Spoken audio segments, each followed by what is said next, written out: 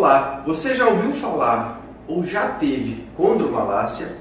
É um problema muito comum no consultório e muitas pessoas acham que não tem solução ou que é muito difícil tratar. No vídeo de hoje eu vou mostrar que é possível sim fazer um bom plano de reabilitação para tratar a sua condromalácia. Eu entendo bem essa dor, eu mesmo já tive. A maioria dos pacientes chega com uma dor na região anterior do joelho, muitas vezes tem um pouquinho de água se formando, está um pouco inchado e está limitando muito ele. Geralmente essa dor ela é muito relacionada ao trabalho, ao fato de subir ou descer escada ou ladeira e também relacionada a alguns esportes, principalmente aqueles relacionados com saltos, onde ele sobe, salta e aterriza. A aterrissagem vai causar a condromalácia, e a corrida de rua, que faz microtraumatismo nessa região de forma repetitiva, de repetição. Muita gente pode ter um pouquinho de receio ou medo em achar que não dá para tratar. Se você realmente comparar com uma fratura, onde você pega o osso, coloca no lugar, bota um gesso e só acompanha, realmente a condromalácia vai parecer um pouquinho difícil de tratar. Mas não é. No caso desse distúrbio da condromalácia, é um pouco mais difícil de se fazer o diagnóstico correto. O médico tem que pensar de uma forma mais ampla, mais generalizada. É mais complexo de se fazer o diagnóstico. E é mais demandante para o paciente na hora do tratamento, pois ele vai ter que cumprir mais medidas. A principal razão para a gente desmistificar esse medo ou esse achismo de que se não consegue tratar bem são as inúmeras opções de tratamentos novos e as inovações tecnológicas que surgiram que nos permite tratar isso de uma forma muito mais eficaz. Nós já falamos aqui em outros vídeos como tratar ligamentos, ou meniscos, ou artroses, fraturas, e vocês percebem que nós temos um arsenal de opções muito grande. Então, para a condromalácia também é assim. Nós temos várias modalidades de tratamento e recursos que vão servir para tratar a condromalácia. É claro que vai depender de cada caso. Pode ocorrer a recuperação completa, ou em alguns casos mais graves nós podemos ter uma recuperação parcial, mas no entanto que permita o paciente voltar ao trabalho ou seus afazeres normais sem dor e sem incômodo. Um dos melhores exemplos que eu lembro é de uma moça, que eu vou chamar aqui ela de Maria.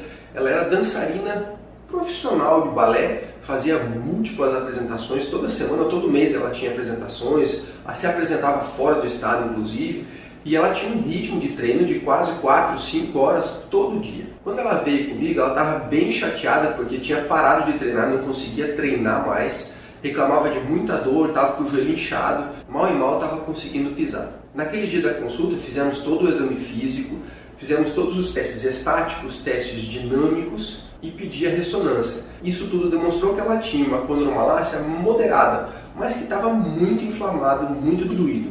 Aí eu sentei com ela, expliquei o que estava acontecendo e como ela deveria fazer para mudar isso.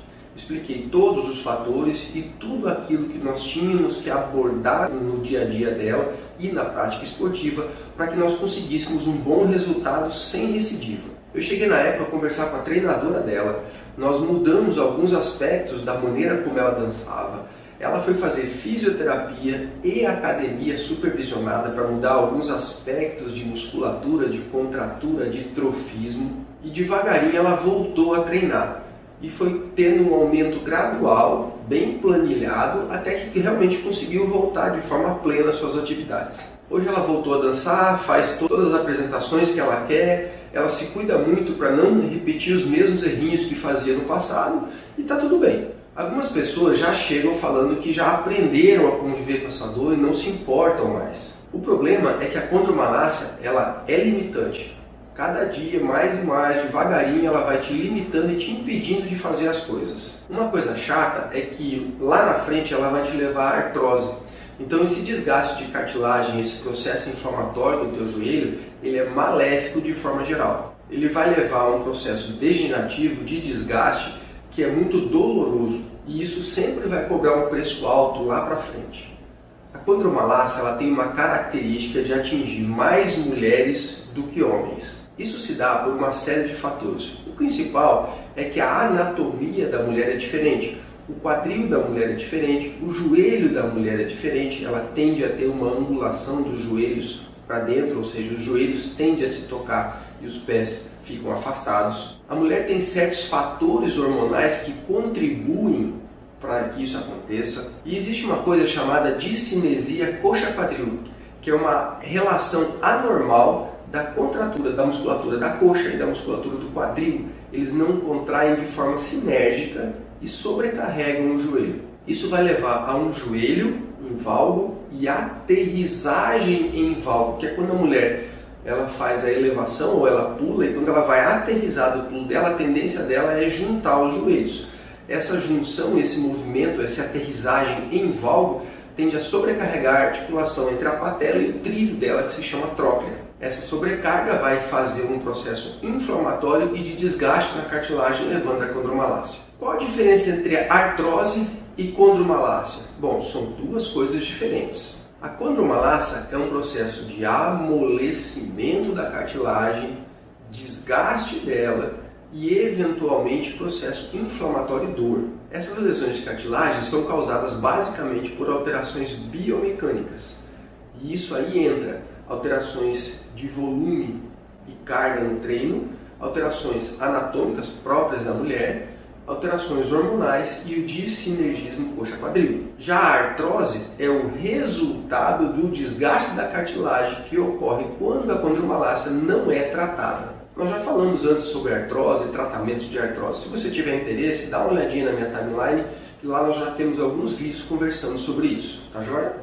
Eu lembro de um outro paciente que ele estava fazendo corrida de rua como parte de um programa de emagrecimento que foi proposto a ele. Quando ele chegou, ele estava com todos os sintomas, eu diagnostiquei a condromalácia dele, era uma coisa leve, moderada. Eu expliquei todos os passos de tratamento, passei o tratamento completo para ele, mas por algum motivo ele decidiu não voltar. Ele não voltou, não deu notícia, abandonou todo o programa de fisioterapia que tinha sido prescrito para ele, enfim, não voltou mais. Eis que 6 meses depois ele volta para o consultório com muito mais dor dessa vez. Ele tinha parado todo o esporte, já tinha recuperado boa parte do peso que ele tinha perdido. E ele falou que não fez o que tinha que ser feito da primeira vez, porque ele teria que fazer fisioterapia, teria que dar uma diminuída nos exercícios, teria que fazer uma musculatura toda direcionada e supervisionada, e ele não tinha paciência para fazer isso, e ele não tinha tempo para fazer isso. Nesse retorno, nós fomos reexaminar, refazer a ressonância e percebemos que a condromalácia dele já tinha evoluído como último grau, já tinha exposto o que a gente chama de osso subcondral, que é o osso que fica exatamente abaixo da cartilagem. Esse osso estava todo exposto e tinha um processo inflamatório muito grande. Estava limitando bastante e aí foi uma coisa muito mais difícil de tratar, ele teve que se comprometer muito mais e a gente sabe que o resultado que você consegue chegar numa lesão mais simples é o resultado que você consegue chegar numa lesão bem mais grave, com bem mais desgaste dessa cartilagem, uma condromalácia de um grau superior, é um outro abaixo do que a gente pode pensar como ideal. O tratamento vai depender da idade do paciente, do sexo, da demanda esportiva dele, vai depender da quantidade de dor, vai depender de quanto tempo ele está com essa dor, vai depender de uma análise da musculatura dele, da coxa, do quadril, se tem trofismo, se está fortalecida, se a musculatura está alongada, se está bem tonificada. Vai depender de uma análise do treino dele, da periodização desse treino, do volume desse treino, da quantidade de repouso que ele consegue fazer. Se é do sexo feminino, é importante ter uma análise hormonal dessa paciente, ou seja, tem um número grande de variáveis que a gente deve levar em consideração na hora de prescrever um tratamento para esse tipo de paciente. Tem tratamento sim, mas é necessário que a gente olhe a coisa de uma forma mais ampla, mais global, para poder corrigir as variáveis e diminuir o número de recidivas. Nós temos que corrigir passo a passo cada variável. O tratamento propriamente dito, ele vai desde o uso de medicações orais, fisioterapia, academia, ou seja, musculação para fortalecer certos grupos musculares. Isso é feito com um profissional da educação física, com uma supervisão muito próxima. Esse treino tem que ser diminuído enquanto faz essa correção. Depois disso, o treino vai voltar a ser o que era, mas com uma progressão gradual, 5 a 10% a cada semana de aumento ou quinzenal. Tem que existir algumas orientações, como angulação de proteção, evitar que exista uma rotação interna nas coxas.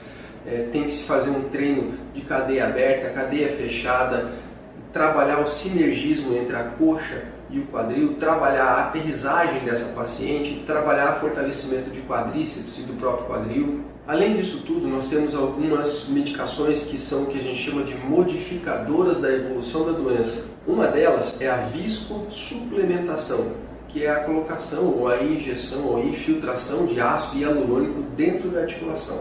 Eu tenho tido excelentes resultados no tratamento da condromalácia com o uso dessa medicação, claro, associado ao trabalho fisioterápico e muscular na academia.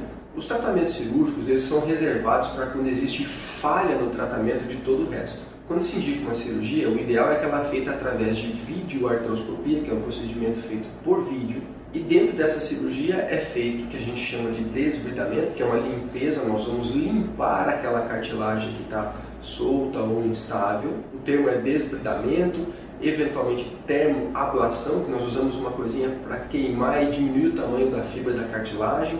E pode ser feito um procedimento que nós chamamos de release lateral, onde a gente vai soltar a patela para ela ficar mais solta e com menos pressão em cima daquela região que está gasta. Dependendo também do tipo de lesão, da quantidade de lesão, da extensão da lesão, nós podemos lançar mão de uma cirurgia que é um pouco mais extensa, que é o tratamento direto da cartilagem da patela. Ou nós podemos fazer o que nós chamamos de mosaico, que nós tiramos uma cartilagem normal de outro local e coloca naquela região, ou ainda usar membranas biológicas que vão com o tempo se transformar em cartilagem naquela região que está gasta.